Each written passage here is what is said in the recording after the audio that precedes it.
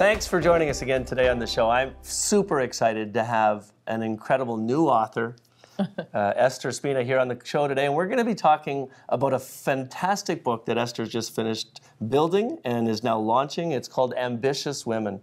Esther's story is incredible. Esther has spent a couple of decades proving that women can be ambitious through every adversity imaginable. But now we've got a book.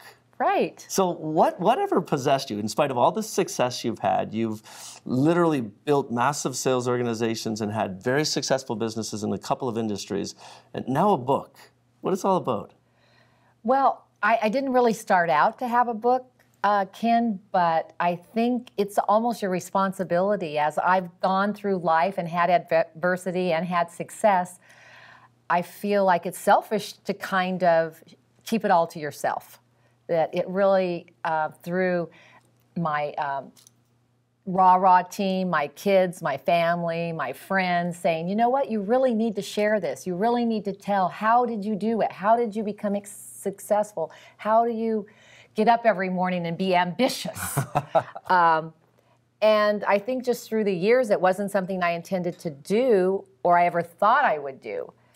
But I think now's the time because I want to leave a legacy, and I believe that one of the ways to do that truly is if you write it down. Right. So the book is called Ambitious Women, and having had a chance to go through the material with you and read the book, I've realized that for you, ambitious means a lot more than just being motivated to make money.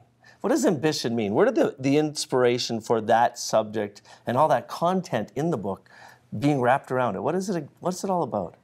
Well, I think ambition sometimes is a word that some people take very lightly, like, oh, they're ambitious, or they have a lot of ambition. But when you really understand what ambition is and being ambitious, it's such a strong desire within you that takes over you, and nothing will stop you from achieving your goal. Mm-hmm. Nothing will stop you from being ambitious. And you can also take that over, that if you're ambitious, nothing will stop you from overcoming adversity. So what are you hoping that this book does? I mean, you know, so many of the guests that we've had in this program are doing what they're doing with some type of end game in mind. I have to believe that there is some type of higher reason for putting all this legacy into a book. We've talked a lot about my history, and I've always been in the job world, business world, career world, been working with men. And somewhere along that line, and I love men, don't get me wrong, because I have a husband, I have 3 sons, I have 3 grandsons.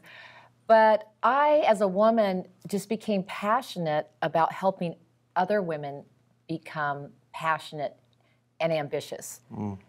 Because like I said, I don't think it's necessarily born within you, but you can help somebody become ambitious if you can find what their why is, or what they want to achieve, or what their goals are. And when somebody gets a hold of their goals or their why and get a direction, they can become ambitious. And once a woman becomes ambitious, Ken, there is nothing stopping her. So my purpose is to help other women be inspired and encouraged and be ambitious. I have had a chance to talk to many authors on the show and in our business.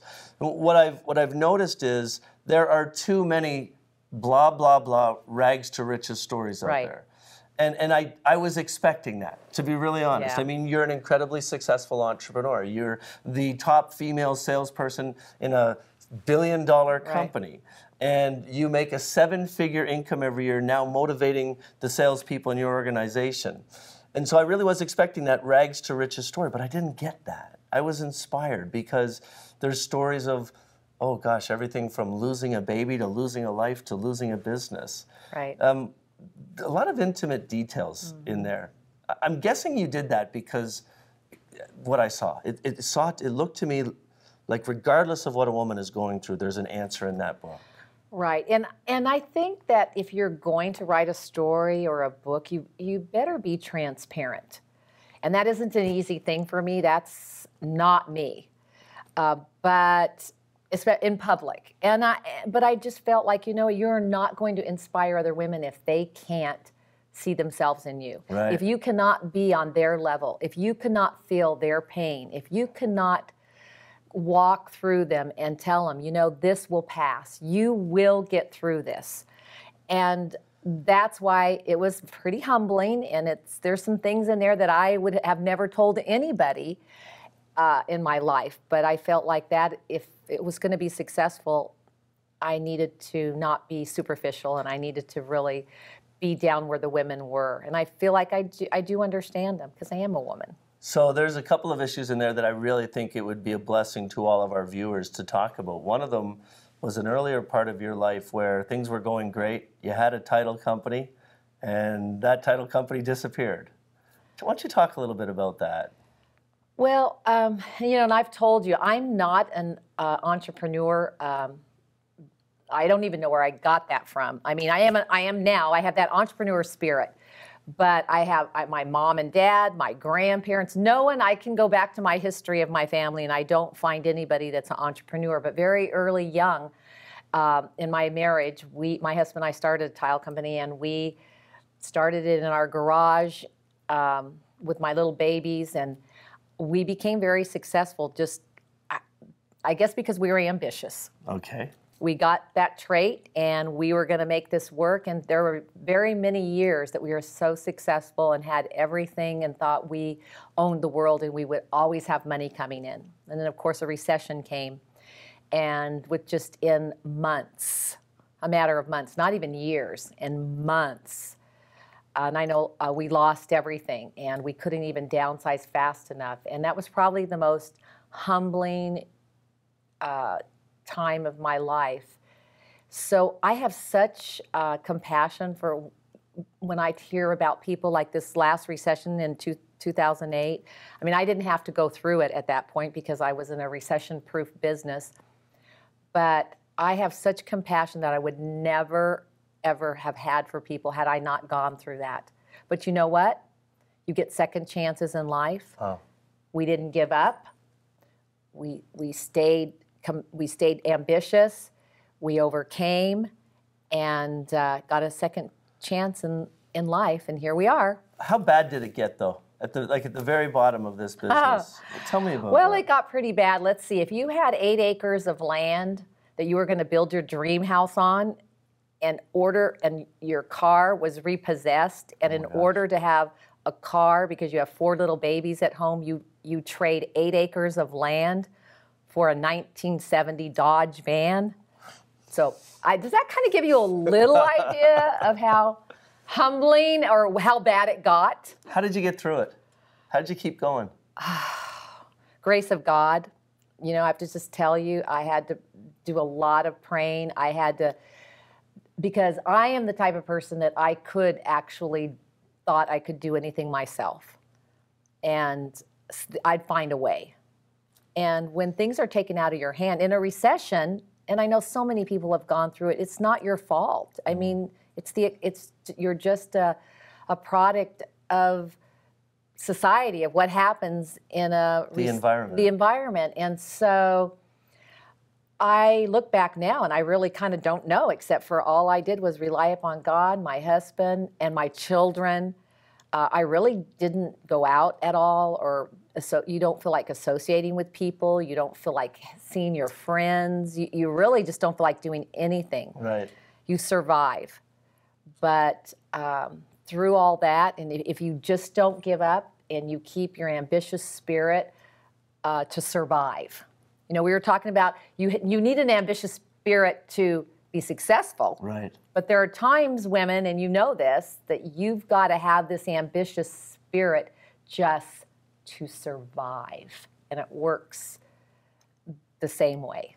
I was inspired by another story you told over dinner last night. It was a story that spoke to people being open and speaking about their intentions, to be ambitious enough to be willing to state how life is going to be publicly.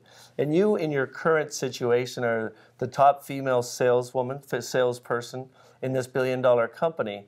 But when you were first interviewing and deciding to get involved with this company, you walked up to the owner of the company and said something, you know, most people would just say idiotic, but I would say profound, almost pathetic. Well, here's where ambition played. I wanted to be successful so bad. I mean, it was such a driving desire to make it in this business, you know, and they had a kickoff launch. There was a dinner, and there was maybe 75 people there. I had not met the owner of the company yet, and I caught him from my eye.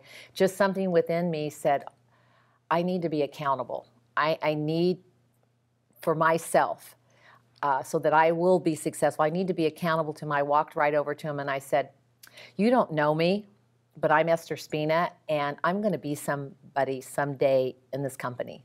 And I know he just kind of looked at me like, okay, lady. I've heard that before. But do you know that doing that, actually, when there were times when I wanted to quit, I couldn't let go of the fact that I had actually really went up to the owner of a company and said, I'm going to be somebody, and it wouldn't let me quit. So was it the fact that if you didn't succeed in doing what you said, then you would look like a loser? Yeah, I think I'd always tell people that you should always be accountable for things that you want to do, because if you are, that does push you to keep going. Right. And I think people don't, because if they fail, nobody knows about it. So they don't have to feel embarrassed, or they don't have to know, and nobody needs to know that they failed. So I think that's what prevents a lot of us from really being successful. Number one, we won't share that or be accountable. So it's no loss if we don't make it. Right. But I'm going to encourage you to take the other end, and that's like, be accountable. Right. Tell somebody, tell the owner of a company, tell somebody that you want to make millions of dollars, that you're going to be somebody.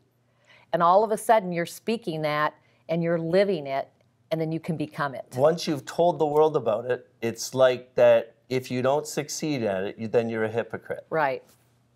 You know, and it's even the same way with this, Ken, with writing a book. You know, people asked me for years, you should write a book, or you're so good at inspiring people, or you've got so many stories.